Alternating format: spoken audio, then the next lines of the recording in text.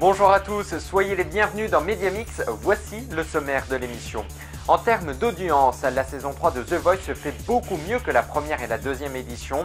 Dans un instant, Alexis Martinez nous dira pourquoi et il nous indiquera également quel est le membre du jury préféré des Français.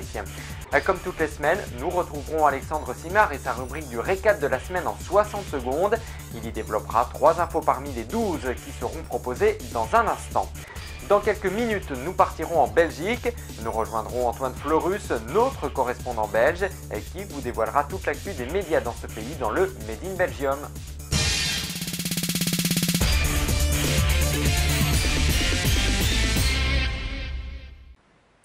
En l'espace de 5 émissions, The Voice saison 3 nous a fait découvrir plus d'une cinquantaine de talents et un coach un peu particulier. Mais c'est surtout que la 3e édition vole de record en record. Alors pourquoi et quel jury est le préféré des Français? La réponse d'Alexis Martinez, regardez.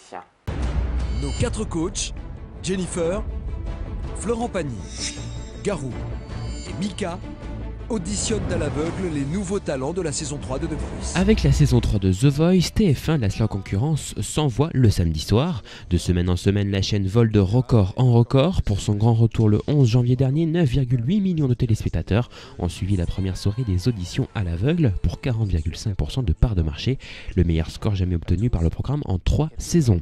Un pic a même été enregistré à 11 millions. Rappelons que l'an dernier, le lancement de la saison 2 avait passionné 9,3 millions de personnes, réalisant la 8e meilleure audience de 2013. Pour le moment, la moyenne sur 3 numéros est de 9,2 millions de téléspectateurs.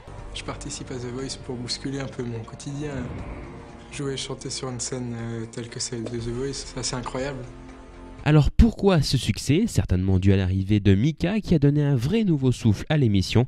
Grâce à son univers décalé, loin de nous faire regretter Louis Bertignac, le chanteur donne une touche de folie à l'émission. Toutefois, même si Mika a donné un nouveau souffle au télécrochet, vous êtes 35% à être convaincu de Jennifer en tant que juré de la saison 3, soit 5 de plus que Mika, ce qui rassemble donc 30% des suffrages. Florent Pagny et Garou recueillent respectivement 20% et 14%. Avec l'arrivée de Mika dans le jury, tous les jurés sont dans le même état d'esprit et une véritable course aux meilleurs talents commence. Humour, vanne et critique envers ses camarades, discours insensés pour séduire un talent. Les téléspectateurs en sont fans et en redemandent. Merci beaucoup. Si tu es avec Jennifer, c'est que tu es très jeune. Pardon? J'ai dit quelque chose, moi? Mardi prochain, France 3 consacrera sa soirée à un prime time de Plus belle la vie. Regardez. Tu es pas en psychologie quand même. On est comme des jumeaux. Non, toi tu fermes ta gueule. Cette fille s'est comportée comme une salope, c'est tout. Non, mais il faut que je me concentre sur le boulot, ça va m'occuper. Voilà, très bien. En lui faisant croire que le fœtus avait une anomalie, le commandant Nebou a attiré Eric Soriani dans un piège. C'est lui qui a ouvert le feu. Céline Frémont dit qu'il a cherché à se rendre. Et vous avez continué à tirer. Qui a pu balancer à la presse le coup du fœtus? C'est moi. Qu'est-ce qui vous est passé par la tête, bordel de merde? Les policiers devraient vous sortir blanchir en fait interne. Il faut accepter sa mort. Je pourrais pas le faire si la police n'est pas déclarée responsable. Si vous continuez de blablater dans la presse, je vous détruirai. Je sais pas. Chaque jour, 47 millions de Français âgés de 4 ans et plus regardent la télévision.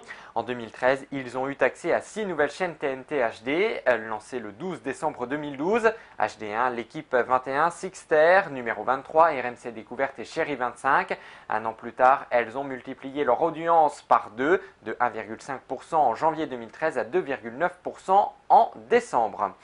Sans plus attendre, nous retrouvons Alexandre Simard et sa rubrique du récap de la semaine en 60 secondes. Il y développe les 3 prochaines infos parmi les 12 proposées dans ce numéro. Regardez.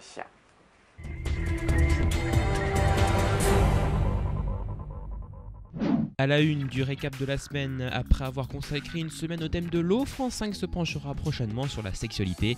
Des documentaires seront proposés, mais aussi un numéro d'enquête de santé, le magazine en prime time de Marina Carrère d'Ancos, Michel Simès et Benoît Thévenet. À la 2, TF1 devrait proposer prochainement l'adaptation du jeu musical The Winner Is. Chaque candidat interprète un titre face au public qui élit le gagnant. À la clé, un gros chèque. Benjamin Castaldi est pressenti pour le présenter. Et le saviez-vous, France 2 recherche des candidats pour Prodige, télécrochet en prime time pour les moins de 16 ans, passionnés de chant ou de danse classique. Pour plus d'infos, rendez-vous sur www.france2.fr. C'est le 5 mai prochain que diffusera la Fox le premier épisode de la nouvelle saison de 24 heures chrono, toujours avec le même acteur principal. Canal+, qui a acheté les droits, la proposera avant la fin de l'année. Ils sont trois, ils sont frères et ils sont de retour. 15 ans après, Didier, Bernard et Pascal sont de nouveau réunis avec le film Les Trois Frères, Le Retour. Ça sera à découvrir ce mercredi dans les salles. Vous y passerez un excellent moment en le regardant. Regardez. Ça, nous? Je savais qu'il fallait pas qu'on se voit. Faudrait peut-être penser un petit peu à enterrer le calumet de la paix. Hein. Ta gueule! J'ai un bête de bon plan pour qu'on se fasse de la thune. Yo, nos problèmes, elle se la joue fun. On attend de la famille, on t'a dit. T'as capté ou il te faut un SMS de confirmation? J'ai de la Crystal Love. Enfin, dis quelque chose, c'est ta fille, toi. Non, mais Sarah, c'est vachement dangereux. C'est l'aspartame. Fais gaffe, non, pas trop. Non, ça fait pas grossir. Je suis un être humain, je suis pas un animal. Bernard, ça suffit maintenant. Obéis. Béchi. Sarah, où est-ce que tu as mis ce sachet de MDMA? Viens me faire le barbare.